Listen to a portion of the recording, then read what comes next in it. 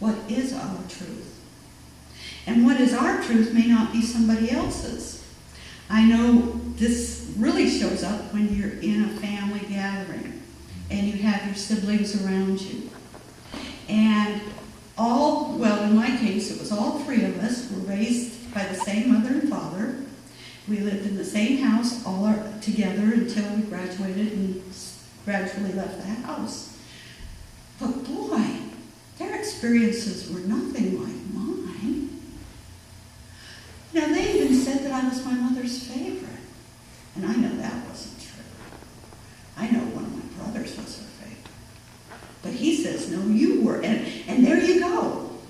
So his truth is that Wayna was the favorite one. My truth is that Jeff was the favorite one. And it probably was neither. Good old George was quiet in the background. He was probably the favorite. But you see, I have no way of knowing. And why am I going to spend energy on that? Why am I going to let it impact me now that I wasn't my mother's favorite? Have you ever spent too much energy on something that isn't true? That may not be true? That wasn't true for you? Have you ever? I have.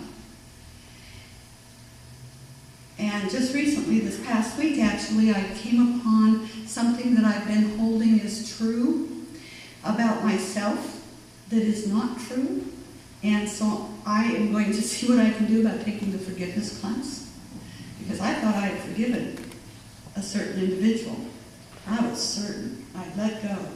I had released to God. I'd moved on with my life. I had forgiven. Oh, wasn't I a grand person? And then something came up. Boing! And I'm like, oh. This doesn't look like I've completely moved on. It doesn't look like I've completely forgiven. No. I guess I still have some homework to do. Now, you may be in that situation too. In which case, I'll see you in Bobby's class starting July. Because I want that transformational exercise, to tell you the truth. It sounded true to me, and I want to be there. I want to experience it. Don't do it while I'm gone. But the next exercise I have about determining whether something is true for you or not true for you is something that I just came up with this past week and tried it, and it worked for me. And it was a picture frame. Let me give you an example. I'm 73 years old. When I was a child, I would listen to radio shows, and I would listen to the Great Gildersleeve and Fibber McGee and Molly, and I'm trying to remember the girl's name. Anyway, My Little Margie. And of course, George and Gracie Burns and Jack Benny and the Shadow. Oh, what evil lurks in the minds of men? Only the shadow knows. I mean, really, for hours and hours every day, listen to my favorite radio shows. And there was no Swanson's frozen TV dinners.